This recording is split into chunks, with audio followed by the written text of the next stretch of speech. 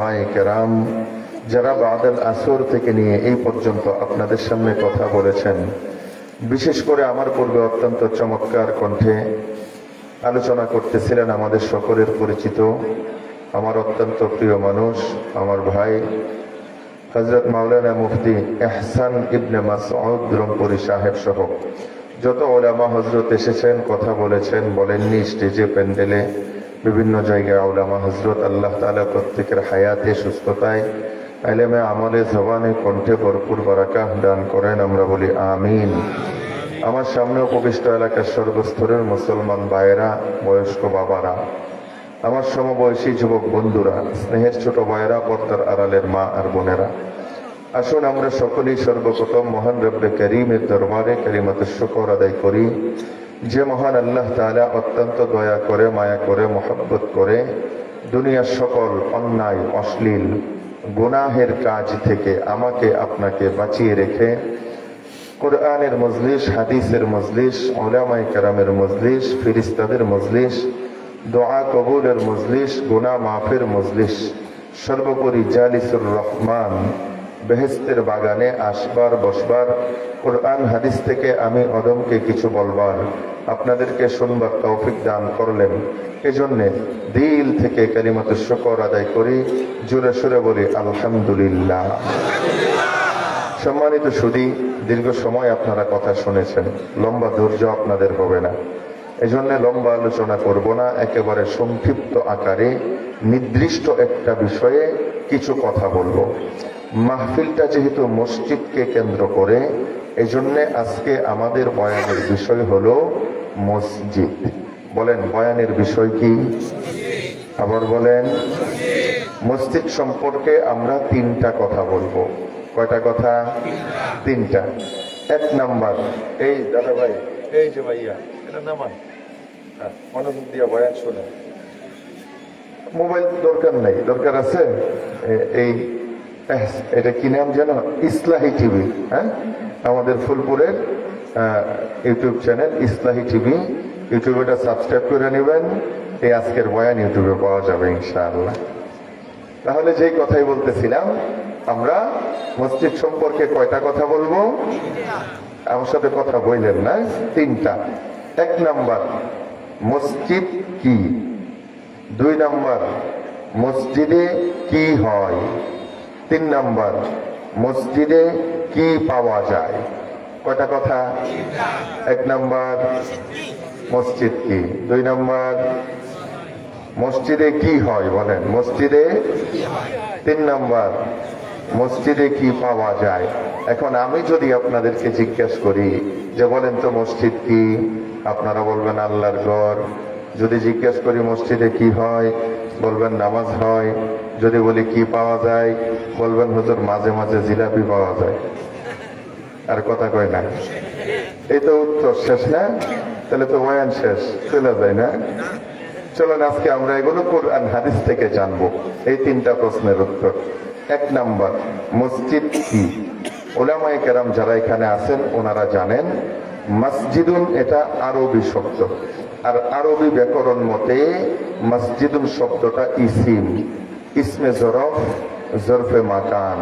তার মানে মসজিদুন শব্দের অর্থ হলো সেজদা করার জায়গা। এখন বলেন তো, সেজদা করব কাকে? রাসূল বলেন না কাকে? আল্লাহর পরিচয়, তিনি মালিক।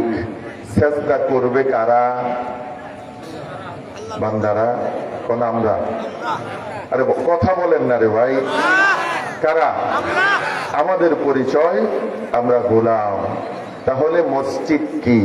উলামায়ে কেরাম বলেন গোলামেরা নির্দিষ্ট সময়ে একত্রিত হয়ে যেই জায়গাটায় তার মালিককে সাজদা করে, এই জায়গাটার নাম মসজিদ। জোরে বলেন সুবহানাল্লাহ, আল্লাহু আকবার। এই জন্যই তো আল্লাহ তাআলা দুনিয়ার সকল বান্দাদের জন্য মসজিদের পরিচয় বলতেছেন। আল্লাহ তাআলা বলেন ওয়া আন্নাল মাসাজিদা লিল্লাহ, আল্লাহ তাআলা বলেন, এ দুনিয়ার আমার বান্দারা শোনো শোনো শোনো শোনো, দুনিয়ার আনাচে কানাচে যত জায়গার ভিতরে যত মসজিদ আছে, যত জায়গার ভিতরে যত মসজিদ আছে, একেবারে মক্কার মসজিদুল হারাম, মদিনার মসজিদে নববী, ফিলিস্তিনের মসজিদুল আকসা আর মসজিদে কুবা সহ দুনিয়ার আনাচে কানাচে যত জায়গার ভিতরে যত মসজিদ আছে, আল্লাহ বলেন লিল্লাহ, সকল মসজিদের একমাত্র মালিক আমার আল্লাহ।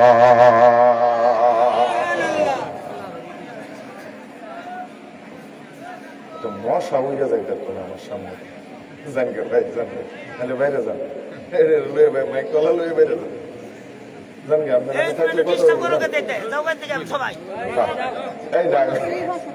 না, আমি দেখেন না কেমন আইসা আইসা কই, আপনারা ধমক মারতেছেন বেটা করে। আল্লাহ, এই আপনারা রাগ করেন না, আমার চোখের সামনে দিয়ে মশা উইরা গেলে আমার বয়ান করতে কষ্ট হয়, ঠিক আছে না? ইনশাল্লাহ। আল্লাহু আকবার। তাহলে যেই কথার ভিতরে ছিলাম, বলেন তো দেখি, মসজিদে হারামের মালিক কে? আপনাদের এই শ্যামপুর বাজার মসজিদের মালিক কে? এই জন্যই তো আল্লাহ তাআলা বলেন লিল্লাহ, এই মসজিদের মালিক সরাসরি আমার আল্লাহ, সরাসরি আমার আল্লাহ। এই জন্যই শরীয়তের মাসালা আমাদেরকে কি বলে, দুনিয়ার কোন জায়গায় যদি একবার মসজিদ কায়েম হয়ে যায়, মসজিদের জন্য একবার কোন জায়গাটা ওয়াকফ করা হয়ে যায়, কিয়ামত পর্যন্ত এই জায়গাটা মসজিদের জন্যই থাকে। এই জায়গাটায় অন্য কিছু বানানো কিয়ামত পর্যন্ত জায়েজ হবে না। এইখানে বাড়ি করা যায় না, ঘর করা যায় না, বাজার আর দোকান দেওয়া যায় না, ক্ষেত আর কৃষি করা যায় না, কিয়ামত পর্যন্ত মসজিদ কেন কেন বলে ওয়াকফ হয়ে গেছে, মালিকানা আল্লাহর হয়ে গেছে, আল্লাহর ঘরের জন্য ওয়াকফ হয়ে গেছে। এই জন্যই উম্মতের উলামায়ে কেরাম বলেন, মসজিদ হলো আল্লাহর ঘর আর আমাদের হলো গোলামির জায়গা। ঘর আমার আল্লাহর, আমাদের গোলামির জায়গা। এ ভালো করে বুঝবেন। এই জন্যই আল্লাহ বলেন, ওয়া আন্নাল মাসাজিদা লিল্লাহি ফালা তাদউ মাআল্লাহি আহাদা। এ দুনিয়ার আমার বান্দারা, মসজিদ আমি আল্লাহর ঘর, আর এই ঘরটার ভিতর যখন তোমরা ঢুকবা, এই ঘরের ভিতর ঢুইকা আমি ছাড়া আর কাউকে ডাকতে পারবা না, কারো ইবাদত চলবে না, কারো আইন চলবে না, বিধান চলবে না, সংবিধান চলবে না, ঘর আল্লাহর, বিধান চলবে আল্লাহর। এজন্যই উম্মতের উলামায়ে কেরাম বলেন, মসজিদ এমন একটা জায়গা, এমন একটা ঘর, এই ঘরটার ভিতরে দুনিয়ার কোন আল্লাহর বান্দা যখন প্রবেশ করে, এক নম্বরে তার পরিচয় ধ্বংস হয়ে যায়। দুনিয়ার কোনো পরিচয় আর কাজে লাগে না, দুনিয়ার মানুষের কোনো পরিচয় আর থাকে না। এলাকার কুটিপতি, জমিদার, মাতাব্বর, বড় নেতা, বড় মুফতি, মুহাদ্দিস, বড় ব্যবসায়ী, রাস্তার ফকির, ভ্যানওয়ালা, রিকশাওয়ালা, মাটি কামলা, সমাজের সবচাইতে গরিব মানুষগুলা, এই সবাই যখন একসঙ্গে আল্লাহর ঘরটার ভিতরে ঢুকে, আল্লাহ বলে, হে আমার বান্দারা, এখন তোমাদের আর কোনো পরিচয় নাই, সবার একটাই পরিচয়, তোমরা সবাই গোলাম আর মালিক আমার আল্লাহ। এজন্য আল্লাহ বলেন, লা তাদউ মাআল্লাহি আহাদা। এই ঘরের ভিতর যখন তোমরা ঢুকবা, এইখানে কারো নিয়ম চলবে না, বিধান চলবে না, সংবিধান চলবে না। ঘর আমার আল্লাহর, বিধান চলবে একমাত্র আমার আল্লাহর।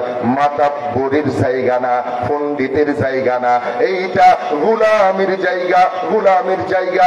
এজন্য শরীয়তের মাসআলা কি, এলাকার রিকশাওয়ালা মসজিদে আগে ঢুকছে, সামনের কাতারে বসবে, মসজিদের সভাপতি দেরি করে ঢুকছে, পিছে বইয়া থাকবো। এই কথা বলেন না, ঠিক বলার লোক কি আমি ডাকাতকে আনবো? বুঝেন, ঠিক বলার লোক আমি বাড়িতে লইতাম, কেনা কইব? আমি গেলে গা কইলে লাভ আছে? আল্লাহু আকবার। তাহলে এখানে সভাপতিগিরি চলে, সেক্রেটারিগিরি চলে, ক্যাশিয়ারগিরি চলে, জমিদাতাগিরি চলে?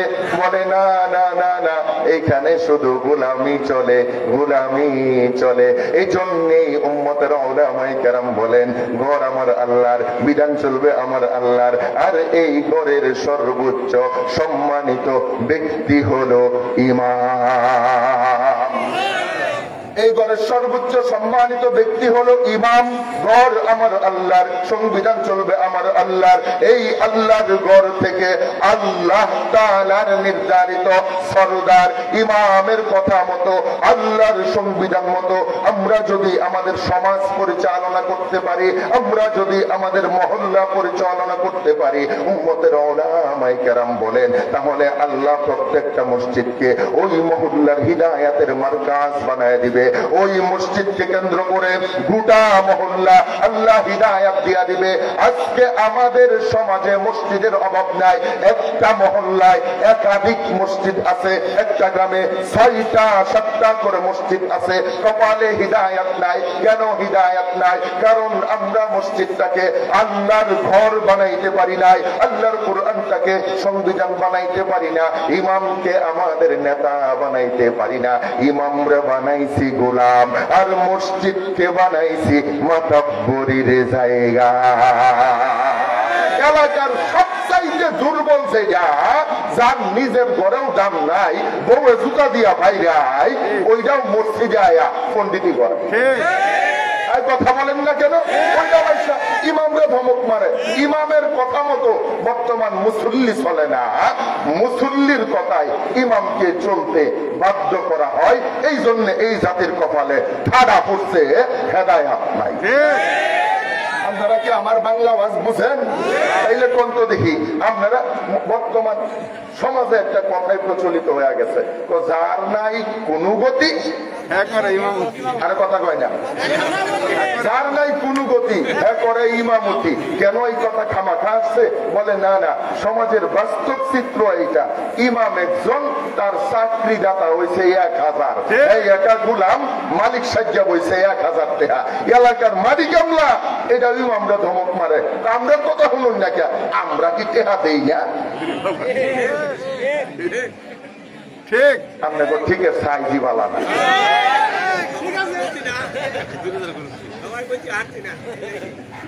বুঝেন নাই? আল্লাহু আকবার। বর্তমানে এমনি চলতেছে। ইমাম যদি হক কথা বলে, সুদের বিরুদ্ধে কথা কইছে, এটা সভাপতির উঠে গেছে গা, চাকরি নাই। ঘুষের কথা কইছে, সেক্রেটারির কই জামাত গা লাগবে, চাকরি নাই। এইবারে যৌতুকের কথা কইছে, এটা কেশিয়ারের মাথার উঠে গেছে গা, বেটার চাকরি নাই। সমাজে দুর্নীতির কথা কইছে, নেতার উঠে গেছে গা, বেটার চাকরি নাই। তখন বেটা কই তো নাকি যাই কয়, কারো না কারো উঠে জায়গা, এটার লাগি বেটা চিন্তা করছে, চাকরি আর 10টা পাল্টাইছি, আর পাল্টাইতাম না। এখন থেকে আসমানের নিচে আর জমিনের উর্ফে এই আলাপ আর করতাম না। আসমানের উর্ফে কি আছে আর মাটির নিচে কি আছে, খালি এই আলাপ করবাম। এই জন্য হইতেছে কি, আমাদের আসমান আর জমিনের মাঝখানের কোন সমস্যার সমাধান আসে। আল্লাহু আকবার। এই জন্য বলেন তো দেখি, মসজিদ মাতাব্বরির জায়গা নাকি গোলামের জায়গা? মসজিদ হলো গোলামের জায়গা। নিজেকে গোলাম বানাইতে হবে, গোলাম বানাইতে হবে, গোলাম বানাইতে হবে। মাতাব্বরি দেখায়া হিদায়াত পাওয়া যায় না। এজন্যই দেখবেন আল্লাহর পয়গম্বর যখন দুনিয়াতে কোরআন নিয়ে আসছে, যারা গোলাম হইতে পারছে, আল্লাহ এদেরকে হিদায়াত দিছে। ঠিক কিনা জোরা বলেন না কেন? আর যারা নিজেদেরকে মাতাব্বর বানায় রাখছে, আল্লাহ এদেরকে হিদায়াত দেয় নাই, এদের কপালে গিয়া ঠাড়া পড়ছে। এই জন্য নিজেকে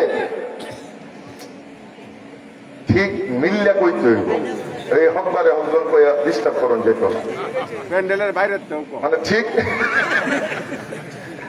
বাংলায় একটা কথা আছে না, বেশি বালা বালা না। আল্লাহ আল্লাহু আকবার। তাহলে 1 নম্বর প্রশ্ন ছিল কি, এই মাইকটারে ঘুরাইয়া ঘুরাইয়া নষ্ট করছেন।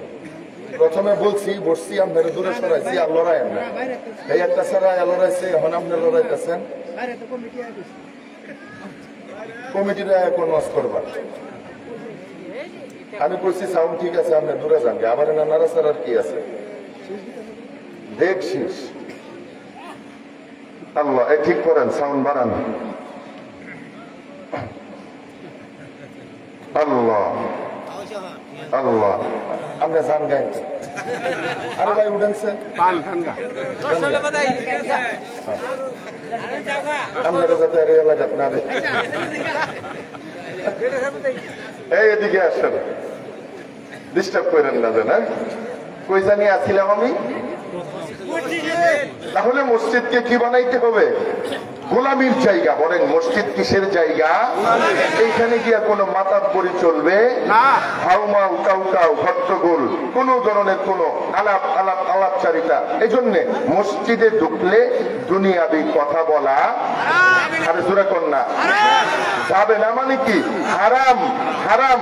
কেউ যদি মসজিদে ঢুকা কোন দুনিয়াবি কথা বলে তাহলে তার আমল নামায় কবিরা গুনাহ লেখা হয়। আর আমরা আমাদের যত পুণ্যের আলাপ আছে সব আইনা ঢুকাইছি সার দোকানো, আর যদি সার দোকানো করন জানা এটি আইনা ঢুকাইছি মসজিদে। ঠিক কিনা জোরে কন? বিপদ নিজেরা করতেছে, সুগলখুরির মজমা বসাইছে। ইমাম সাহেব যদি তাদের সাথে যোগ না দেয়, যদি তাগর লোকে বই হাতে হানা মিলায়, তাহলে 2 দিন পরে ইমামের বিরুদ্ধে কথা বেরিয়ে যায়। ইমাম এটা মানুষের লোকের কথা কথা কথা আল্লাহু আকবার। এই জন্য বলেন তো দেখি, মসজিদ 1 নম্বর মসজিদের পরিচয়, মসজিদ হলো মালিকের ঘর, আমাদের গোলামির জায়গা। 2 নম্বর প্রশ্ন ছিল মসজিদে কি হয়? আপনাদেরকে যদি জিজ্ঞেস করি, বলেন তো এই মসজিদ বানাইলেন কেন? আপনারা বলবেন নামাজের জন্য। মসজিদে কি হয়? নামাজ হয়। চলেন আমরা আল্লাহকে জিজ্ঞেস করি, ও মাওলা তুমি মসজিদ দিলা কিসের জন্য? তু আল্লাহ তাআলা বলতেছেন, ওয়া মাসাজিদু ইউযকারু ফিহা ইসমুল্লাহি কাসীরা। আল্লাহ তাআলা বলেন, এ দুনিয়ার আমার বান্দারা শোনো শোনো, ওয়া মাসাজিদু, মসজিদ এমন একটা জায়গা, এমন একটা ঘর, ইউযকারু ফিহা, যাতে জিকির করা হয়, উচ্চারণ করা হয়, নেওয়া হয়, লওয়া হয়। কি উচ্চারণ করা হয়? আল্লাহ বলেন ইসমুল্লাহ, আল্লাহর নাম। ইসমুল্লাহ, আল্লাহর নাম। কতবার? আল্লাহ বলেন কাসীরা, বারবার বারবার বারবার। তাহলে মসজিদে কি হয়? আল্লাহ তাআলা বলেন মসজিদ এমন একটা ঘর, যেই ঘরটার ভিতরে বারবার বারবার আল্লাহ আল্লাহ আল্লাহ আল্লাহ আল্লাহ আল্লাহ আল্লাহ আল্লাহ, এই আল্লাহ আল্লাহ নামের জিকির হয়, নামের উচ্চারণ হয়। আপনারা বলেন মসজিদ বানাইলাম নামাজের জন্য, আল্লাহ তাআলা বলেন আরে আমি দিলাম আল্লাহ আল্লাহ জিকিরের জন্য। কি চমৎকার কথা! চলেন আমরা মিলাইয়া দেখি। বলেন তো দেখি, এই শ্যামপুর মসজিদের ভিতরে জামাতে নামাজ আদায় করতে গেলে আযানের দরকার আছে না নাই? বলেন না। এই আযান শুরু হয় কি দিয়া? মুয়াজ্জিন কান্তার ভিতর আঙ্গুল ঢুকাইয়া সবার আগে কি বলে? আল্লাহু আকবার, আল্লাহু আকবার। আল্লাহ তাআলা বলে, বান্দা লক্ষ্য কইরা দেখো না, আল্লাহ আল্লাহ জিকির শুরু হয়ে গেছে। এই তো মুয়াজ্জিন সবার আগে বলছে আল্লাহু আকবার, আল্লাহু আকবার, আল্লাহ আল্লাহ জিকির শুরু হয়ে গেছে। এই মুয়াজ্জিন আযান শেষ করতে গিয়া আবার কি বলে? আবার বলে আল্লাহু আকবার, আল্লাহু আকবার, লা ইলাহা ইল্লাল্লাহ, আই লা ইলাহা ইল্লা আল্লাহ, সুবহানাল্লাহ। তার মানে বোঝা যায় কি আযানের শুরুতে আল্লাহ আল্লাহ, আযানের শেষে আল্লাহ আল্লাহ আল্লাহ। এই তো আল্লাহ আল্লাহ জিকির শুরু হয়ে গেছে। এখন বলেন তো দেখি, জামাত দাঁড়াইতে গেলে ইকামতের দরকার আছে না নাই? এই ইকামত শুরু হয় কি দিয়া? মুয়াজ্জিন আবার বলে আল্লাহু আকবার, আল্লাহু আকবার। ইকামত শেষ হয় কি দিয়া?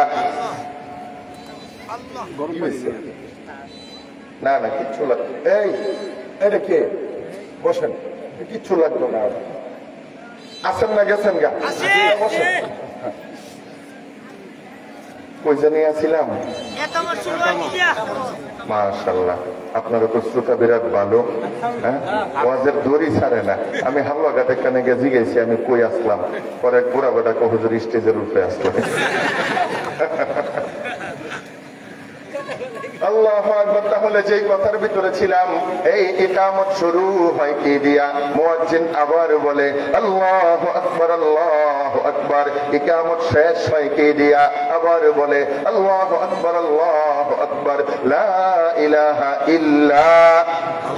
আরে বলেন না, বলেন না, ইল্লা আল্লাহ। তার মানে ইকামতের শুরুতেও আল্লাহ আল্লাহ, শেষেও আল্লাহ আল্লাহ। আমরা বলি ও মাওলা, আযান দিলাম, ইকামত দিলাম, এখন নামাজ শুরু করতে চাই।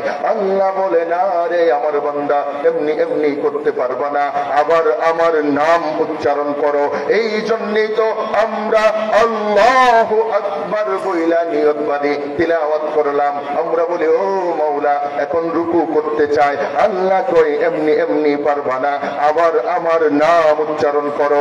এই জন্যই তো আমরা আল্লাহু আকবার বইলা রুকুতে যাই, তাসবিহ পড়লাম। আমরা বলি ও মাওলা, এখন সাজদা করতে চাই। আল্লাহ বলে না রে আমার বান্দা, এমনি এমনি করা যাবে না, আবার আমার নাম উচ্চারণ করো। এই জন্যই তো আমরা আল্লাহু আকবার বইলা সাজদায় যাই। আমরা বলি ও মাওলা, এখন সালাম ফিরাইতে চাই। আল্লাহ বলে না রে আমার বান্দা, এমনি এমনি হবে না, আবার আমার নাম উচ্চারণ করো। এই জন্যই তো আমরা বলি আসসালামু আলাইকুম ওয়া রাহমাতুল্লাহ, আই আসসালামু আলাইকুম ওয়া রাহমাতুল্লাহ। আল্লাহু আকবার। এই কথাই তো আল্লাহ তাআলা বলতেছেন, ইউযকারু ফীহা ইসমুল্লাহি কাসীরা। মসজিদ এমন একটা জায়গা, যেই জায়গাটার ভিতরে বারবার বারবার আল্লাহ আল্লাহ আল্লাহ আল্লাহ, এই আল্লাহ আল্লাহ নামের জিকির হবে। লক্ষ্য কইরা দেখেন না, আযানের শুরুতে আল্লাহ আল্লাহ, শেষে আল্লাহ আল্লাহ। ইকামতের শুরুতে আল্লাহ আল্লাহ, শেষে আল্লাহ আল্লাহ। নামাজে দাঁড়াইতে গেলে আল্লাহ, রুকু করতে গেলে আল্লাহ, সাজদায় যাইতে গেলে আল্লাহ, সালাম ফিরাইতে গেলে আল্লাহ, বসতে গেলে আল্লাহ, উঠতে গেলে আল্লাহ। আরে আল্লাহ আল্লাহ আল্লাহ আল্লাহ, বারবার শুধু আল্লাহ আল্লাহ, শুরু থেকে শেষ পর্যন্ত আল্লাহ আল্লাহ আল্লাহ আল্লাহ। এখন আপনি বলবেন হুজুর, বারবার আল্লাহ আল্লাহ বললে লাভটা কি হবে? উম্মতের উলামায়ে কেরাম বলেন, এ আল্লাহর বান্দারা, দুনিয়ার দিকে তাকাইয়া দেখবা, দুনিয়াতে যার মুখে যার নাম বারবার বারবার শোনা যায়, তাদের ভিতরে আলাদা মুহাব্বত হয়ে যায়, আলাদা সম্পর্ক হয়ে যায়। যেই সন্তানটা বেশি বেশি আব্বা আব্বা আব্বা আব্বা, সারা দিন খালি আব্বা আব্বা আব্বা আব্বা, দেখবেন বাবার আলাদা একটা মায়া ওই সন্তানটার প্রতি হয়ে গেছে। এই বাবাটা বাড়ি থেকে কোথাও যাইতে গেলে এইটারের সাথে কইরা লয়া যায়। কথা কোন আপনারা দিয়ে এমন এমন করেন, এটা একটা রূপ। এই যে এমন এমন করেন, এটা কি লোকটি কথা কয় না কি? এটা রূপ। আহারে, ওয়াজের মাঝখানে বলেন, আল্লাহ তাআলা মানব দেহের ভিতরে যতগুলো অঙ্গ দিছেন, প্রত্যেকটা অঙ্গের আলাদা আলাদা কাজ আছে। একটার কাম আরেকটারে দিয়া হইতো না, আরে জোরে কম। পেটের কাম কি ফিট দিয়া হইব, কানের কাম নাক দিয়া। এখন আপনি বিশ্ব পণ্ডিত, আপনি চার দোকানে বয়ে বয়ে গবেষণা করতেছেন যে আমার হাতও দুইটা, পাও দুইটা, দুইটা হাতেও 10টা আঙ্গুল, দুইটা পায়েও, আরে কথা কন না, 10টা। কিন্তু পায়ের আঙ্গুলের চেয়ে হাতের আঙ্গুলটি বড় বড়, তাইলে মনে হয় হাত দিয়ে আটলে সুবিধা হইব। এই চিন্তা করে আপনি যদি হাত দুইটা নিচে দেয়, পাও দুইটা যদি উঠতে তুললা লান, আর লুঙ্গিটা যদি ফিন্দা থাকে, কথা কয় না, ইজ্জত আছে? কেন নাই? কারণ আল্লাহ যেটারে যে কামে বানাইছে, আপনি পন্ডিতি করে উল্টাই আলছেন। ঠিক কিনা জোরে কোন? আরেক ইচ্ছা মনে হচ্ছে কইতে, আপনি বলবো এটি ওয়াজ না। এক হুজুর, এই বাবা তোমার কি হয়েছে আব্বা? আরে কার এদের আপনার পায়ের উপর তুলে ঘুম পাতানছে পরে যার কেউ না নিলে আমি নাম গান। আচ্ছা আসেন না গেছেন গা? এটা লয়ে যাও, এটা লয়ে যাও।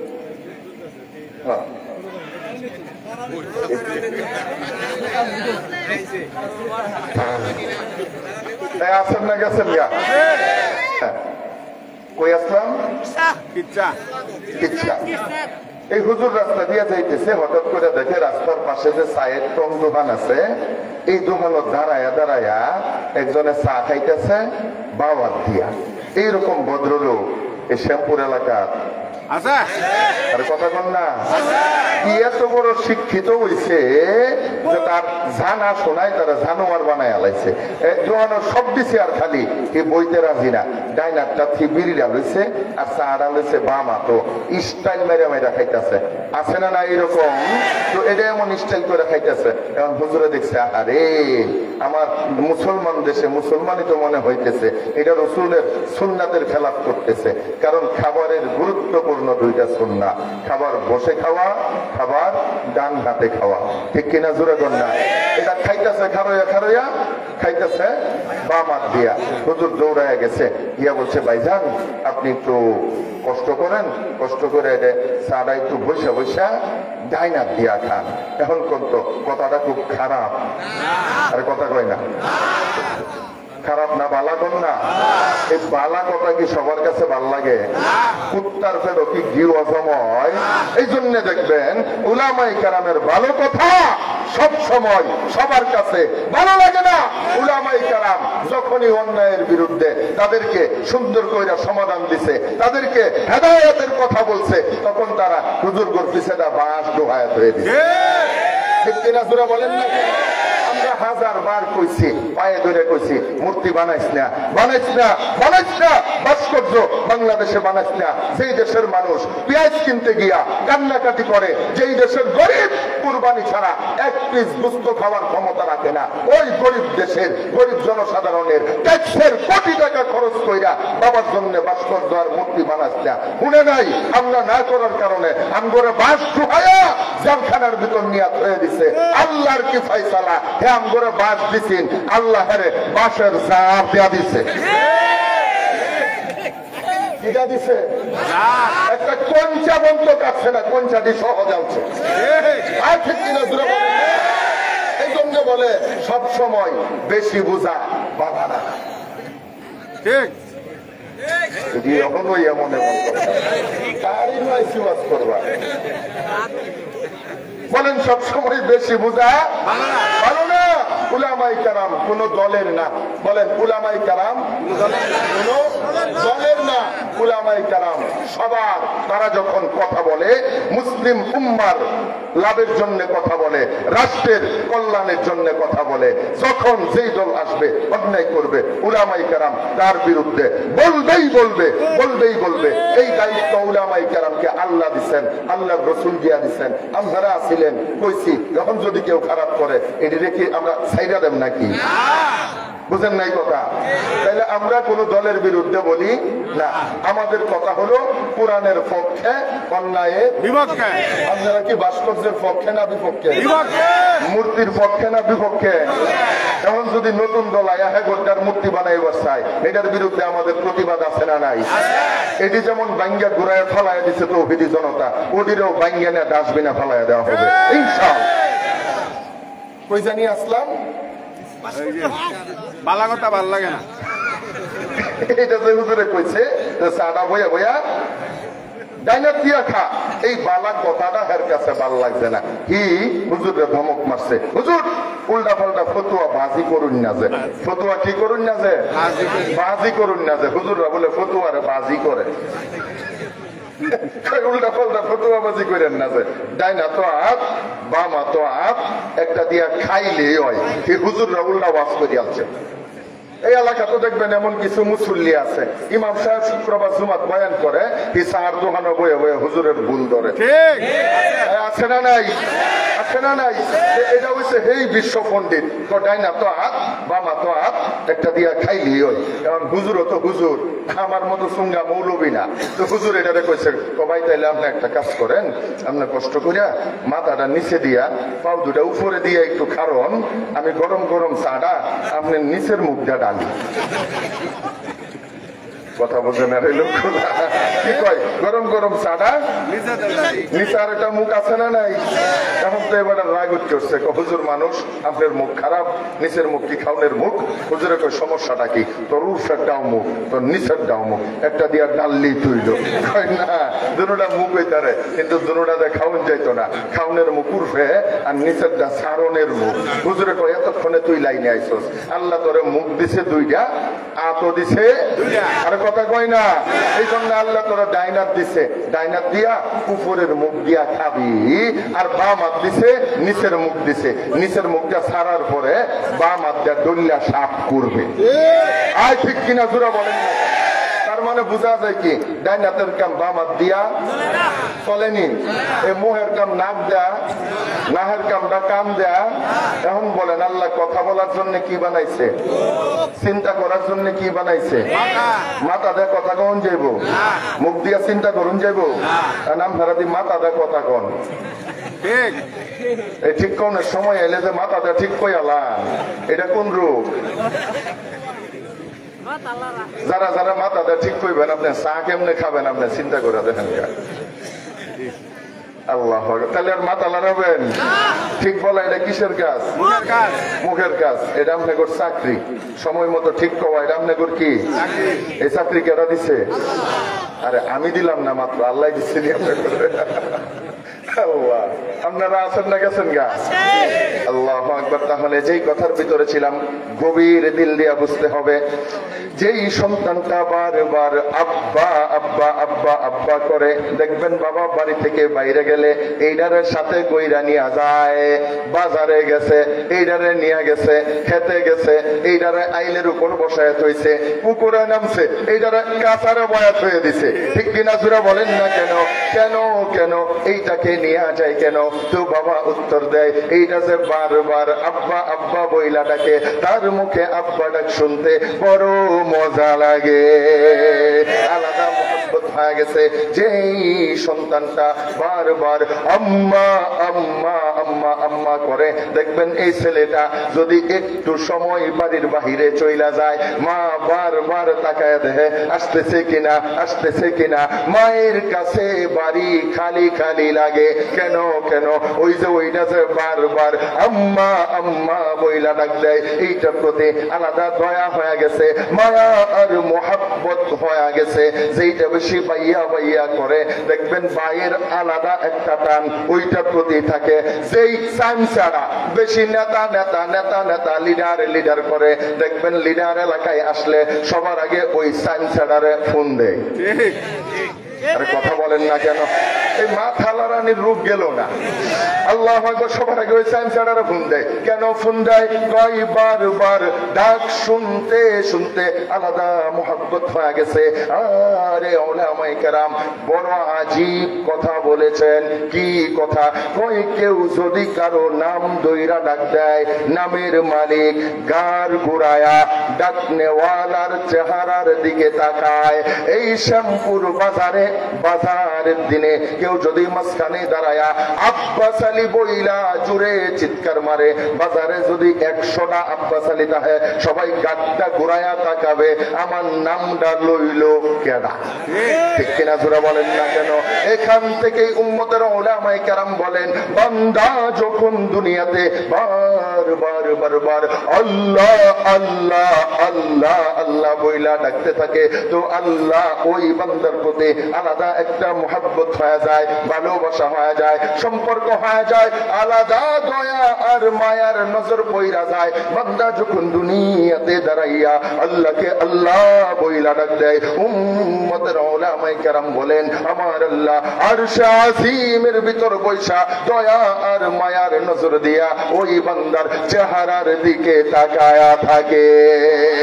সুবহান সুবহানাল্লাহ। এজন্যই তো উলামায়ে কেরাম বলেন বান্দা যখন আযানের ভিতরে ডাক দেয় আল্লাহু আকবার আল্লাহু আকবার, বলেন তো আমাদের অভ্যাস কি? কেউ যদি আমারে ডাক দেয় এ আলামিন, আমি গাটটা ঘুরাইয়া তার দিকে তাকাবো, তাকাইয়া জিজ্ঞেস করব কেন ডাক দিলা, কি বলবো বলো? উম্মতের উলামায়ে কেরাম বলেন বান্দা যখন আযানের ভিতরে আল্লাহকে আল্লাহ বইলা ডাক দেয়, আল্লাহ আরশ আজিম থেকে জিজ্ঞেস করে এ বান্দা কেন ডাকলা, কি বলবা?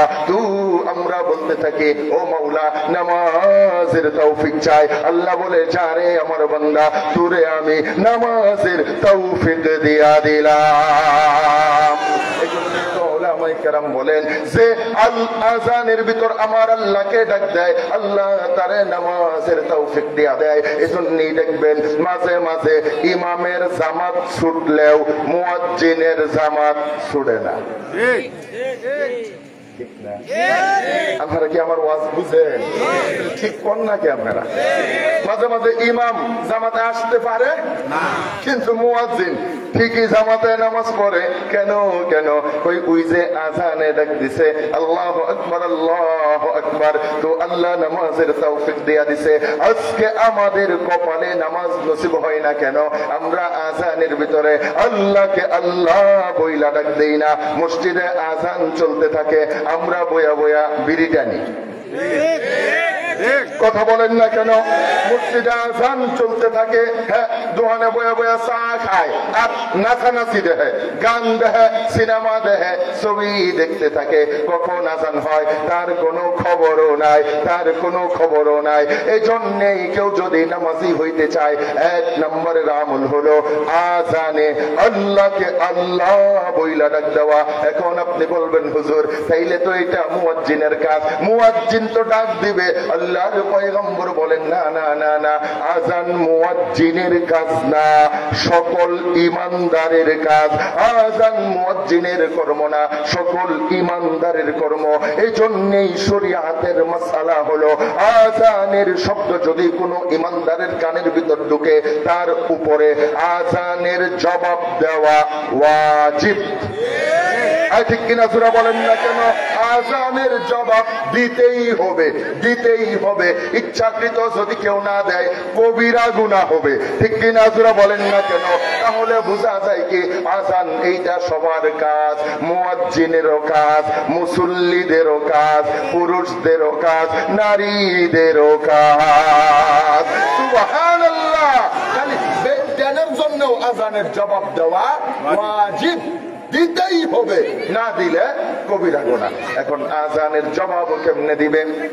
আল্লাহর পয়গম্বর বলেন ইজা আযানা মুআজ্জিনু, এ আমার উম্মতেরা যখন মুয়াজ্জিন আযান দেয়, ফাকুলু মিসলা মা ইয়াকুলুল মুআজ্জিন, এ আমার উম্মতেরা তখন মুয়াজ্জিন যা বলে তোমরাও তা বলো। সুবহানাল্লাহ বলেন না? রাসূল বলেন ফাকুলু মিসলা মা ইয়াকুলুল মুআজ্জিন, মুয়াজ্জিন যা কয় তোমরাও তাই বলো। তাইলে মুয়াজ্জিন বলবে আল্লাহু আকবার আল্লাহু আকবার, আমরাও বলবো আল্লাহু আকবার আল্লাহু আকবার। তাইলে মুয়াজ্জিনও আযান দিল, আমরাও আযান দিলাম, মুয়াজ্জিনও আল্লাহকে ডাক দিল, আমরাও ডাক দিলাম। উম্মতের উলামায়ে কেরাম বলেন এই আযানের ভিতরে যেই বান্দাটা আল্লাহকে আল্লাহ বইলা ডাক দিবে, আল্লাহ অবশ্যই ওই বান্দাটাকে নামাজের তৌফিক দিয়া দিবে। সুবহানাল্লাহ। কেমনে দিবে? উলামায়ে কেরাম বলেন যে আযানের জবাব দিবে। সে কেন দিবে? কারণ তার জানা আছে আযানের জবাব দেওয়া ওয়াজিব, না দিলে কবিরা গুনাহ।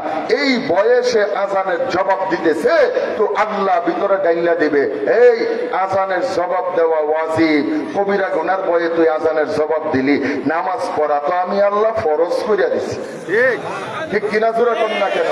সুতরাং তুই যদি কবিরা গুনাহ থেকে বাঁচতে চাস তাহলে নামাজেও চইলা যা, আল্লাহ বান্দার কলবে ডাইলা দিবে। আর ওই বান্দা তখন আযানের জবাবের বরকতে সুর করে জামাতে হাজির হয়ে যাবে। সুবহানাল্লাহ সুবহানাল্লাহ আল্লাহু আকবার। তাহলে চলেন এই বান্দা আবার যখন ইকামতের ভিতর ডাক দেয় আল্লাহু আকবার আল্লাহু আকবার। আল্লাহ আবার জিজ্ঞেস করে, এ বান্দা এখন কি বলবি? আমরা বলি ও মাওলা এখন নামাজ শুরু করার অনুমতি চাই। আল্লাহ বলেন যা, তোদেরকে অনুমতি দিয়া দিলাম। আমরা আবার বলি আল্লাহু আকবার। আল্লাহ আবার জিজ্ঞেস করে, এ বান্দা এখন কি বলবি? বারবার কেন ডাকস, এখন আবার কেন ডাক দিলে? তো আমরা বলি আলহামদুলিল্লাহি রাব্বিল আলামিন। আল্লাহর পয়গম্বর বলে আল্লাহ তাআলা ফেরেশতাদেরকে ডাক দেয়, আল্লাহর কুদরতে দিল খুশি হয়ে যায়। আল্লাহ ফেরেশতাদেরকে ডাক দেয়, ডাইকা ডাইকা দেখায়, এই তোরা না বলছিলি মানুষ বানাইলে মারামারি করবে, ঝগড়া ফ্যাসাদ করবে, রক্তপাত করবে, দুনিয়াতে অশান্তি করবে। আরে তাকাইয়া দেখ না ফুলপুরের শ্যামপুর বাজারের আমার এই বান্দা দোকানদারি ছাইরা, খেত ছাইরা, চাকরি বাদ দিয়া, সংসার বাদ দিয়া আমার ঘরটার ভিতর আইসা আসামির মতো দুইটা হাত বাইরা আমার ঘরে দাঁড়াইয়া আমার নামের প্রশংসা করতেছে। এজন্যই পয়গম্বর বলেন বান্দা যখন বলে আলহামদুলিল্লাহি রাব্বিল আলামিন, আল্লাহ ফেরেশতাদেরকে ডাক দিয়া বলে হামিদানি আবদি, এ আমার ফেরেশতারা এই যে তাকাইয়া দেখ না আমার বান্দা দাঁড়ায়া দাঁড়ায়া আমি আল্লাহর প্রশংসা করে। সুবহানাল্লাহ। আল্লাহর পয়গম্বর বলেন এই বান্দা একটা একটা আয়াত তিলাওয়াত করে, আল্লাহ একটা একটা আয়াতের উত্তর দিতে থাকে। এই বান্দা আবার রুকুতে যাইতে গিয়া আবার বলে আল্লাহু আকবার। আল্লাহ জিগায় এখন আবার কি বলবি? তো আমরা বলি সুবহান রাব্বিয়াল আযীম। আল্লাহ তাআলা বলে বান্দা তুই আমার সুবহান বললি, রব বললি, আজিম বললি। সুবহান মানে মহা পবিত্র, রব মানে মহা প্রতিপালক, আজিম মানে মহান। আল্লাহ তাআলা বলেন তুই আমার সুবহান রাব্বিয়াল আযীম বললি, হে আমার বান্দা আমি আমার মহান রুবুবিয়তের দিকে তাকাইয়া আমিও তোরে সুবহান বানায়া দিলাম। সুবহানাল্লাহ। সুবহান মানে পবিত্র। আল্লাহ বলে আমার বান্দা যা আমিও তোরে গুনাহ থেকে পবিত্র বানায়া দিলাম। এই বান্দা সাজদায় যাইতে গিয়া আবার বলে আল্লাহু আকবার। আল্লাহ তাআলা জিগায় এই এখন আবার কি বলবি? আরে নামাজের ভিতরে কি সুন্দর কথাবার্তা চলতেছে রে, সুবহানাল্লাহ নাই? এই জন্য রাসূল বলেন as-সালাতু মি'রাজুল মুমিনিন, নামাজ হলো ঈমানদারের জন্য আল্লাহকে দেখার মাধ্যম। আরে দেখলে সামনাসামনি যেমন কথা হয়, বান্দা যখন নামাজে দাঁড়ায় যায় তো বান্দা আর আল্লাহর ভিতর কথা হইতে থাকে, কথা হইতে থাকে। এই বান্দাটা সাজদায় যাইতে গিয়া আবার বলে আল্লাহু আকবার। তো আল্লাহ জিজ্ঞেস করে এখন কি বলবে? তো আমরা বলতে থাকি সুবহানা রাব্বিয়াল আলা। আল্লাহ তাআলা ওই বান্দাকে বলতে থাকে হে বান্দা আজানে ডাকলে, ইকামতে ডাকলে, নামাজে দাঁড়াইতে গিয়া ডাকলে, রুকুতে গিয়া ডাকলে, এখন আবার আমারে ডাক দিয়া আমার কুদরতের কদমে সাজদা দিয়া তুই নি আমারে সুবহান রাব্বিয়াল আলা বলতেছিস। আমি আল্লাহর পবিত্রতা, প্রশংসা, উচ্চতা বর্ণনা করতেছিস। যারে আমার বান্দা এখন আর আমি তোকে দূরে রাখবো না, আমার মুহাব্বতের দরজা তোর জন্য খুইলা দিলাম, ভালোবাসার দরজা তোর জন্য খুইলা দিলাম। আর ভালোবাসার মানুষ দূরে দূরে থাকতে পারে না। এই জন্য রে বান্দা আমি আল্লাহ তোরে কথা দিলাম আমার নাম নিয়া যতবার আমার কুদরতের কদমে সাজদা করবি, প্রত্যেক সাজদার বিনিময়ে আমি আল্লাহ তোরে টাইনা আমার কাছে নিয়ে আসবো। হে বান্দা তুই সাজদা করবি, আমি আল্লাহ টাইনা তোরে আমার কাছে নিয়ে আসবো। সাজদা করতে থাকবি, টানতে থাকবো। উম্মতের উলামায়ে কেরাম বলেন সাজদা করতে করতে করতে করতে আল্লাহ বান্দাকে কাছে টানতে টানতে টানতে টানতে মোল্লার কথা না আল্লাহর কথা। আল্লাহ বলেন ওয়াসজুদ ওয়াকতারিব, এ আমার বান্দা তুই আমার কুদরতের কদমে সাজদা কর, আমার নিকটবর্তী হয়ে যা। উম্মতের উলামায়ে কেরাম বলেন এই বান্দা সাজদা করতে করতে করতে করতে আল্লাহ বান্দাকে কাছে টানতে টানতে টানতে টানতে টানতে টানতে এক সময় বান্দাকে এই দুনিয়ার থেকে বিদায় করে আল্লাহর মহান নিয়ামতের জান্নাতের ভিতর ঢুকায়া ৭০,০০০ নূরের পর্দা সরায়া আল্লাহ বলবে বান্দা এখন আমি আর তুমি, তুমি আর আমি, আমি আর তুমি, তুমি আর আমি, আমাদের দুইজনের সরাসরি সাক্ষাৎ হয়ে যাবে। বলেন না সুবহানাল্লাহ। তাহলে কি বোঝা যায়? ২ নম্বর প্রশ্ন ছিল নামাজে কি হয়, ৩ নম্বর প্রশ্ন ছিল মসজিদে কি পাওয়া যায়। এখন বলেন তো ২ নম্বরে আসেন, মসজিদে কি হয়? বলেন নামাজ হয়। নামাজে কি হয়? আল্লাহ আল্লাহ জিকির হয়। আল্লাহ আল্লাহ জিকিরে কি হয়? আল্লাহর সঙ্গে বান্দার মুহাব্বত হয়। মুহাব্বত হইলে কি হয়? আল্লাহ বান্দারে টাইনা কাছে নিয়ে যায়। কোথায় নিয়ে যায়? বলে জান্নাতে নিয়ে যায়। জান্নাতে গেলে কি পাওয়া যায়? উম্মতের উলামায়ে কেরাম বলেন জান্নাতে গেলে জান্নাতের মালিক আল্লাহকে পাওয়া যায়।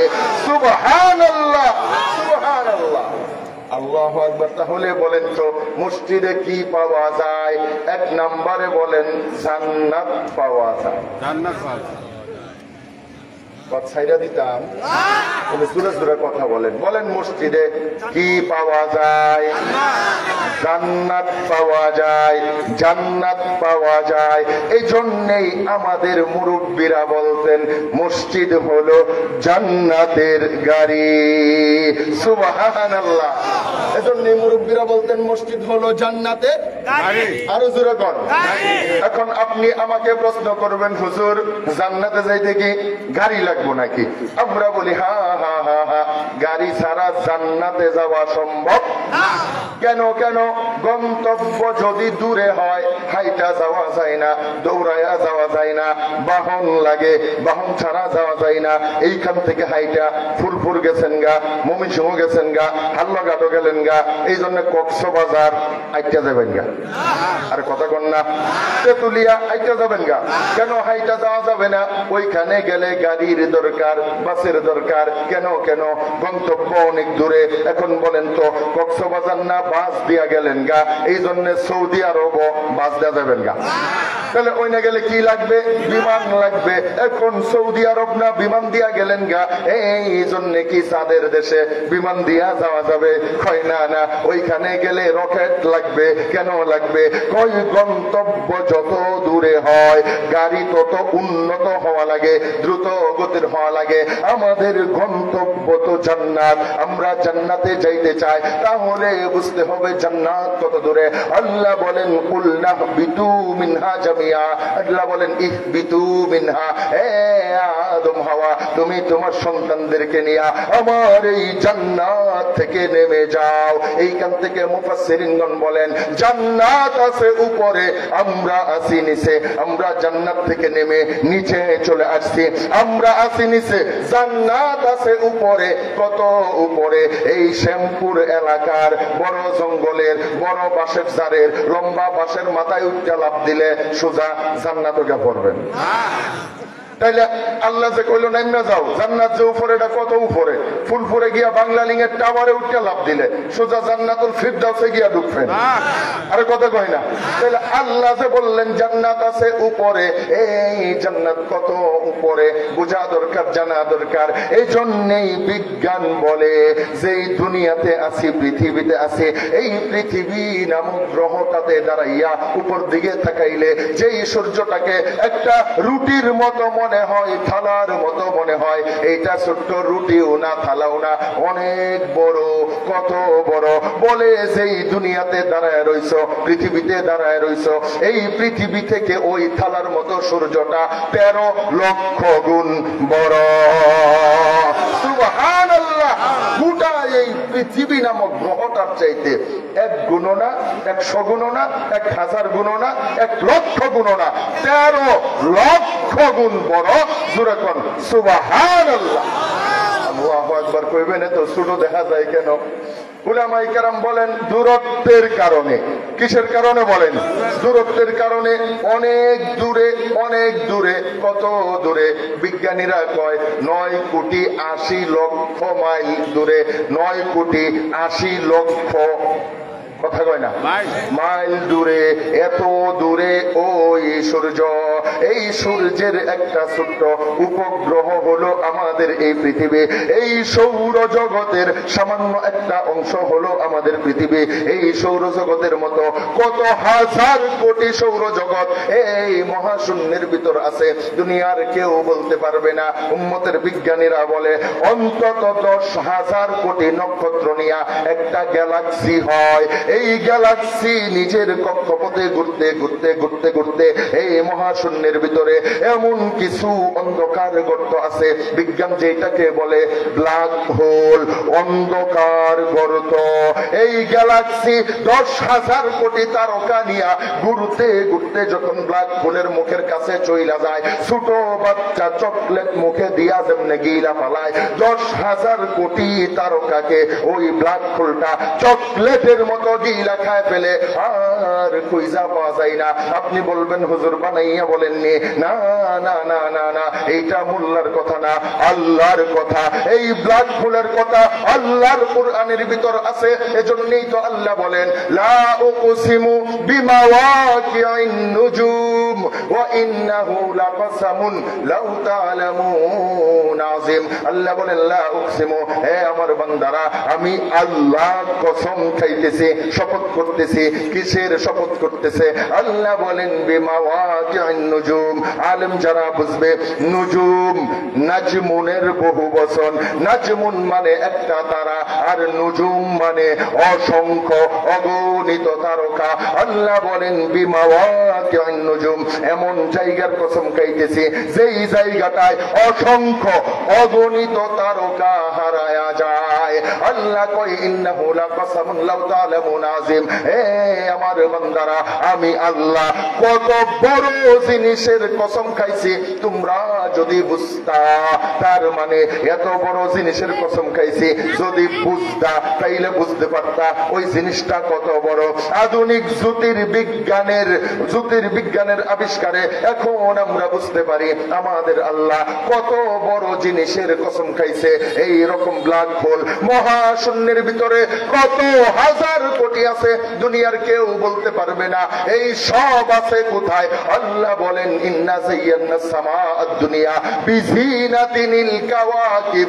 এ দুনিয়ার আমার বান্দারা তোমরা যা দেখলা না দেখলা, তোমাদের আবিষ্কৃত গ্রহ নক্ষত্র, তোমাদের গ্যালাক্সি, ছায়াপথ, ব্ল্যাক হোল, আকাশ গঙ্গা, তোমাদের নেপচুন, প্লুটো, জুপিটার, তোমাদের পৃথিবী, শনি, বুধ, বৃহস্পতি, যত গ্রহ আছে, উপগ্রহ আছে, আল্লাহ কই এই সব আছে দুনিয়ার আকাশের নিচে। এগুলা দিয়া আমি আল্লাহ দুনিয়ার আকাশটাকে সাজাইছি। আল্লাহ বলেন এমন আকাশ আছে 7টা, মহাশূন্য 7টা, আকাশ আছে 7টা, মহাশূন্য 7টা। ওই সপ্ত আকাশের উপরে আমার আল্লাহর জান্নাত। এত কাছে না, এত কাছে না, সপ্ত আকাশের উপরে আমার আল্লাহর জান্নাত। এই জন্যই তো উম্মতের উলামায়ে কেরাম বলেন আল্লাহ নামাইতে নামাইতে নামাইতে নামাইতে এত নিচে নামাইছে। আমরা আমাদের বিজ্ঞান দিয়া, বিমান দিয়া, রকেট দিয়া, হেলিকপ্টার দিয়া ওই উপরের জান্নাতে উঠার কোন যোগ্যতা, ক্ষমতা আমাদের নাই। এই জন্যই আল্লাহ তাআলা বলেন এ বান্দা নামাইতে নামাইতে এত নিচে নামাইছি, তোমরা তোমাদের যোগ্যতা দিয়া, গাড়ি দিয়া উঠতে পারবা না, কিন্তু আমি আল্লাহ তো রহমান, আমি তো রহিম। এই জন্য তোমাদেরকে এত নিচের দুনিয়াতে পাঠানোর আগে আবার এত উপরের জান্নাতে টাইনা তোলার জন্য আমি দুনিয়াতে জান্নাতের গাড়ি পাঠায় দিছি। আর উম্মতের উলামায়ে কেরাম বলেন ওই জান্নাতের গাড়ি হলো মসজিদ। সুরা বলেন না সুবহানাল্লাহ, আল্লাহু আকবার। এখন আপনি বলবেন হুজুর আপনি মনে হয় বানায় এখন মসজিদ যে জান্নাতের গাড়ি, এটা কি আমার কথা? না না, এটা মোল্লার কথা না, কথা আল্লাহ। সুবহানাল্লাহ নেই? আমি কি কিচ্ছা কই? আর কথা কয় না, যা কথা বলি কোরআন হাদিস থেকে। মসজিদ যে আমার আল্লাহর ঘর, এইটাও আমার আল্লাহর কোরআনের কথা। চলেন আমরা মিলাইয়া দেখি। আল্লাহ তাআলা কোরআনে হাকিমের মধ্যে বলেন, ইন্নাল্লাযীনা আমানু ওয়া আমিলুস সালিহাত। আল্লাহ বলেন নিশ্চয়ই যারা ঈমানওয়ালা, ওয়া আমিলুস সালিহাত এবং নেক আমলওয়ালা। ভালো করে বুঝবেন, ঈমানদার নেক আমলওয়ালা। উলামায়ে কেরাম বলেন এই আয়াতের অর্থ হলো ঈমানদার সে যদি নেক আমল করে, ঈমানদার সে যদি নেক আমল করে। সাহাবায়ে কেরাম বলেন ইয়া রাসূলুল্লাহ আইয়ুল আমালি আহাব্বু ইলাল্লাহ, ইয়া রাসূলুল্লাহ কোন নেক আমলটা আল্লাহর কাছে সবচাইতে পছন্দের, সবচাইতে দামি আর মূল্যবান? আল্লাহর পয়গম্বর বলেন আসসালাতু আলা ওয়াক্তিহা। হে আমার উম্মতেরা শোনো শোনো শোনো শোনো, বান্দার সারা জিন্দেগীর সকল নেক আমলের ভিতরে আল্লাহর কাছে সবচাইতে পছন্দের আমল হলো সময় মতো নামাজ আদায় করা। সুবহানাল্লাহ, কথা ভালো কইরা বুঝেন। আল্লাহ বলেন ইন্নাল্লাযীনা আমানু ওয়া আমিলুস সালিহাত। অর্থ কি? ঈমানদার যদি নেক আমল করে, রাসূল বলেন সবচাইতে বড় নেক আমল হলো সময় মতো নামাজ আদায় করা। এজন্যই উলামায়ে কেরাম বলেন as-সালাতু জামিউল ইবাদা, নামাজ হলো সকল ইবাদতের সমষ্টি। সুবহানাল্লাহ। নাই আমার ওয়াজ বুঝতেই আছে না, এখন লম্বা সময় নিয়ে আলাইছি না, খারাপ লাগতেছে না গো? আমি তো মনে ওয়াজ শুরুই করছি না।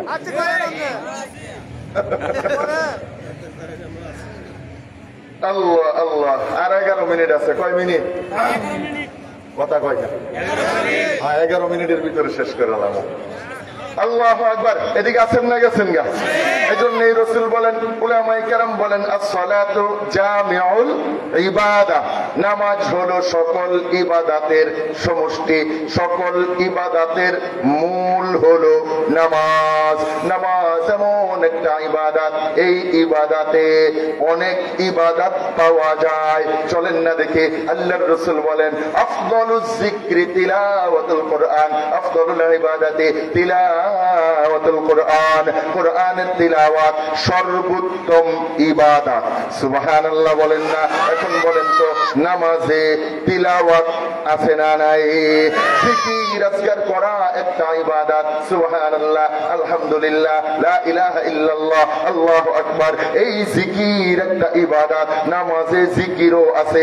এই জন্যই তো আমরা বলি আল্লাহু আকবার, সুবহানা রাব্বিয়াল আলা, সুবহানা রাব্বিয়াল আযীম, রব্বানা লাকাল হামদ। এগুলাই তো আল্লাহর জিকির। নামাজে জিকিরও আছে। উম্মতের উলামায়ে কেরাম বলেন রোজা একটা ইবাদত, নামাজে রোজাও আছে। কেমনে বুঝবো? কই রোজা রাখলে যেমন খাওয়া যায় না, নামাজে দাঁড়াইলেও খাওয়া যায় না। সুবহানাল্লাহ। তাইলে নামাজে রোজা আছে না নাই? আল্লাহু আকবার। নামাজের ভিতরে কুরবানিও আছে। সুবহানাল্লাহ। সুবহানাল্লাহ। শেষের দিকে না গো, যেটি আনছিলেন এটি শেষ। আল্লাহু আকবার। নামাজে কি আছে বলেন? কুরবানিও আছে। কেমনে কুরবানি? কুরবানিতে মানুষ জানের কুরবানি দেয়, মালের কুরবানি দেয়।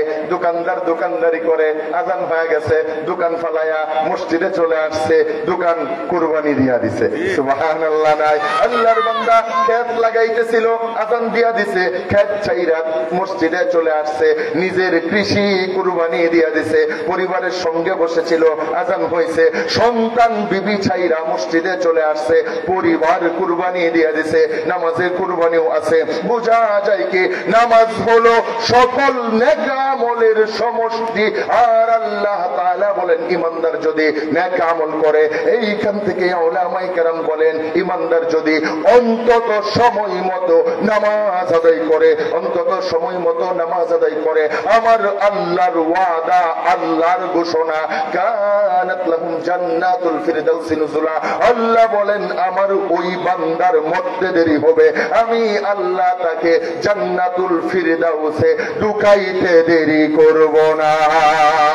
সুবহানাল্লাহ। সুবহানাল্লাহ। তাইলে বুঝেন কি, দুনিয়ার যে ইমানদার সময় মতো নামাজ পড়বে, মরার পরে সোজা জান্নাতে গিয়া নামবে, মরার পরে সোজা জান্নাতে গিয়া নামবে। এখন আপনাদেরকে জিজ্ঞাসা করি, ইমানদার সময় মতো নামাজ পড়লে জান্নাতে গিয়া ঢুকবে, এই এলাকায় সময় মতো নামাজ হয় কোথায়?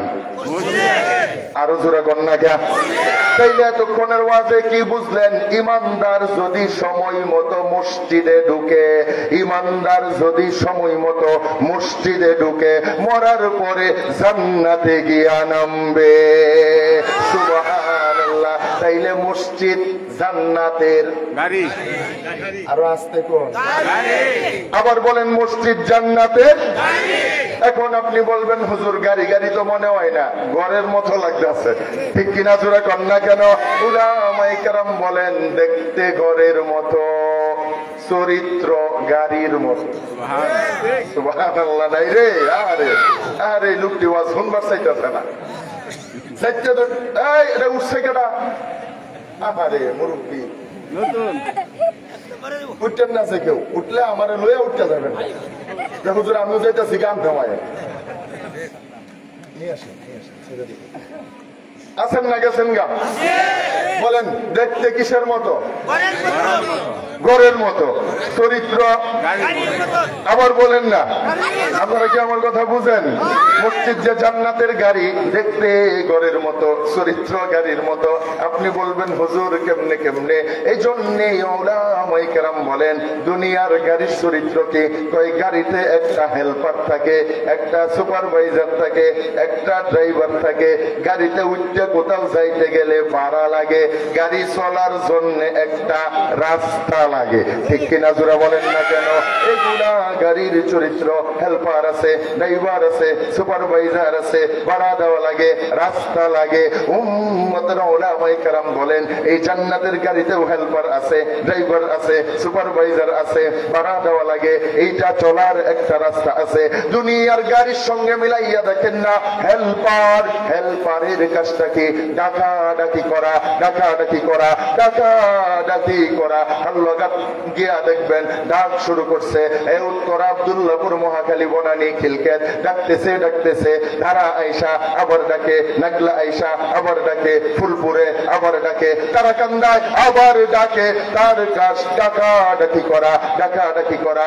উম্মতের উলামায়ে কেরাম বলেন আল্লাহর জান্নাতের গাড়িতেও হেল্পার আছে, সেও ডাকে। এজন্যই দেখবা কানটার ভিতর আঙ্গুল ঢুকায়া আল্লাহর জান্নাতি গাড়ির হেল্পার ডাকতেছে, হাইয়া আলাস সালাহ, হাইয়া আলাল ফালাহ, হাইয়া আলাস সালাহ। হে দুনিয়ার আল্লাহর বান্দারা, আসো আসো, নামাজের দিকে আসো, নামাজের দিকে আসো, হাইয়া আলাল ফালাহ, কল্যাণের দিকে আসো। উম্মতের উলামায়ে কেরাম বলেন ইমানদারের একমাত্র কল্যাণের নাম হলো জান্নাত। তার মানে মুয়াজ্জিন যেন ডাকতে থাকে হাইয়া আলাস সালাহ, হাইয়া আলাল ফালাহ। হে দুনিয়ার আল্লাহর বান্দারা, কে কে জান্নাতে যাইতে চাও, নামাজের দিকে আসো। সুবহানাল্লাহ। দেখবেন দুনিয়ার গাড়িতে একটা ড্রাইভার থাকে, জান্নাতের গাড়িতেও ড্রাইভার আছে। দুনিয়ার ড্রাইভার কোথায়? উলামায়ে কেরাম বলেন তাকাইয়া দেখো, সবার সামনে আলাদা একটা আসন, আলাদা একটা চেয়ার। এইখানে একজন বসতে পারে, দুইজন বসা যায় না, একজনের অনুমতি আছে। সবার সামনে, সবার সামনে সে যখন এইটাতে বৈশা যায়, তার ইজ্জত বাইরা যায়, সম্মান বাইরা যায়, মর্যাদা বাইরা যায়। 25 বছরের মূর্খ ড্রাইভার একটা স্কুলের হেডমাস্টার উঠতেও তার রাহে উস্তাদ।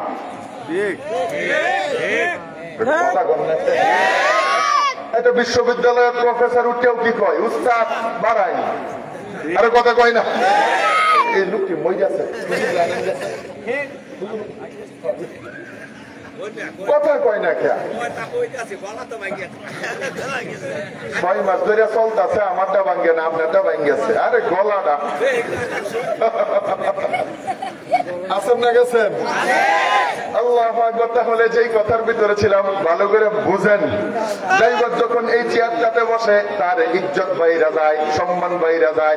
দুনিয়ার যেই আল্লাহর এদিকে এদিকে এদিকে ডিস্টার্ব না, দুনিয়ার যেই বান্দাই গন্তব্যে যাইতে চাক সে যদি গাড়িতে উঠে বসতে হবে ড্রাইভারের, আর কথা কন না, সামনে বসার কোনো অনুমতি নাই। এখন গাড়ির মালিকও যদি ঢাকা যাইতে চায় বসতে হবে ড্রাইভারের পিছে। আর যেই ব্যাংকের থেকে লোন নিয়ে গাড়ি কিনছে ওই ব্যাংকের ম্যানেজারও যদি উঠে বসতে হবে ড্রাইভারের পিছনে। এলাকার জমিদার টাকাওয়ালা শিল্পপতি মাতাব্বর এরাও যদি উঠে বসতে হবে ড্রাইভারের পিছনে। গন্তব্যে যাইতে গেলে বসতে হবে ড্রাইভারের পিছনে। এখন মালিক উঠে যদি কয় আমি গাড়ি কিনছি, আমি ড্রাইভারের পিছে বইতাম না, আমি তার সামনে বমু, যাত্রীরা কি কইব, তুই রাস্তা দিয়া বগা। ঠিক কিনা? কেন কেন কেন ড্রাইভারের সামনে যাওয়া যায় না? উম্মতের উলামায়ে কেরাম বলেন জান্নাতের গাড়িতে ড্রাইভার আছে, তাকাইয়া দেখো না, সবার সামনে আলাদা একটা জায়গা, আলাদা একটা জায়নামাজ, আলাদা একটা মিম্বার, আলাদা একটা মেহরাব। এই জায়গাটা এসে যখন দাঁড়াইয়া যায়, আরে 20-25 বছরের মাদ্রাসার ছাত্র, কিন্তু সে যখন এই জায়গায় দাঁড়াইয়া গেছে, এখন মসজিদে যেই ঢুকুক না কেন তাকে সম্মান করতে বাধ্য, ডাকতে হলেও ডাকতে হবে ইমাম সাহেব। আরে কথা কয় না, সেটা ইমামরে সম্মান দেন, এটা তো মানুষই না। আরে কথা বলেন না কেন, এটা কোন মানুষ? এটা জানোয়ারের চাইতেও খারাপ যে নিজের নেতাকে সম্মান দেয় না। এখন আপনি যেই হন না কেন তাকে সম্মান দিয়া ডাকতে হবে ইমাম সাহেব, ইমাম সাহেব। কয়েক সম্মান কেন? কয় সম্মানের জায়গায় দাঁড়ায় গেছে। ড্রাইভার যেমন চেয়ারে বসলে উস্তাদ হয়ে যায়, এজাই নামাজে দাঁড়াইলে ইমাম সাহেব হয়ে যায়। আর জান্নাতের ড্রাইভার সে যখন তার জায়গায় দাঁড়াইয়া যায়, এখন কেউ যদি জান্নাতে যাইতে চাও দাঁড়াইতে হবে ইমামের পিছনে, দাঁড়াইতে হবে ইমামের পিছনে, দাঁড়াইতে হবে ইমামের পিছনে। এখন আপনি যদি বলেন আমি মসজিদে জায়গা দিছি, আমি ইমামের পিছনে খারমো না, সামনে খারমো, মুসল্লিরা কি কইব, তুই বাইরে গা খারোগা। কারণ ইমামের সামনে যাওয়া যায়, ইমাম সবার সামনে, কারণ দুনিয়ার ড্রাইভারও সামনে, ইমামও সামনে। একটা ঢাকার ড্রাইভার আর একটা জান্নাতের ড্রাইভার। এখন বলেন তো দেখি, দুনিয়ার গাড়ি দিয়া গন্তব্যে চাইতে গেলে ভাড়া দেওয়া লাগে। আপনি এইখান থেকে উঠবেন ফুলপুর থেকে ঢাকা যাবেন, কান্নি যাওয়ার আগে একজন দেখবেন ভূতের মতো আয়া খার হইছে টেহাতে। ঠিক কিনা? জোরে কর না। কারণ আমরা যদি কোন দিতাম না, কেউ তো তোর আব্বার গাড়ি, তুই টেহা দিতে না, এটা তো সুস্থা। ঠিক কিনা? জোরে কয় না। গতলা শশার বাজার নিয়ে ঘাটটা ধরে নামায় থয়ে যাইব। গাড়ি তুটলেই গন্তব্যে যাওয়া যায় না, ভাড়া দেওয়া লাগে। উম্মতের উলামায়ে কেরাম বলেন মসজিদে ঢুকলেই জান্নাতে যাওয়া যায় না, এইখানেও ভাড়া দেওয়া লাগে। দুনিয়ার টাকা তুলে ভাড়া তুলে, তার নাম সুপারভাইজার। আল্লাহ বলেন আমার ভাড়া তোলারও সুপারভাইজার আছে, তার নাম কি জানোনি? আল্লাহ কয় কিরামান কাতিবিন। আল্লাহ কয় আমার সুপারভাইজার হলো আমার ফেরেশতা, লেখক ফেরেশতা, বড় সম্মানিত লেখক ফেরেশতা। দুনিয়ার ভাড়া হলো টাকা, ভাড়া হলো টাকা, আর জান্নাতের ভাড়া হলো নামাজ। সুবহানাল্লাহ, সুবহানাল্লাহ। টাকা ছাড়া যেমন গাড়িতে উঠলেই ঢাকা যাওয়া, এমন ঠিক এমনি ভাবেই মসজিদে ঢুকলেই জান্নাতে যাওয়া যায় না। নামাজ পড়া লাগে, নামাজ পড়া লাগে। যদি ঢুকলেই জান্নাতে যাওয়া চাইতো তাইলে জুতা চোর আর বুট চোর সবার আগে জান্নাতে যাইতো। কথা কয় না? আপনি এক জুমার দিন এক মসজিদে নামাজ পড়েন, আর জুতা চোর আর বুট চোর এটি নির্বাচন আইলে এক জুম্মার 7 মসজিদ ঘুরান গালা।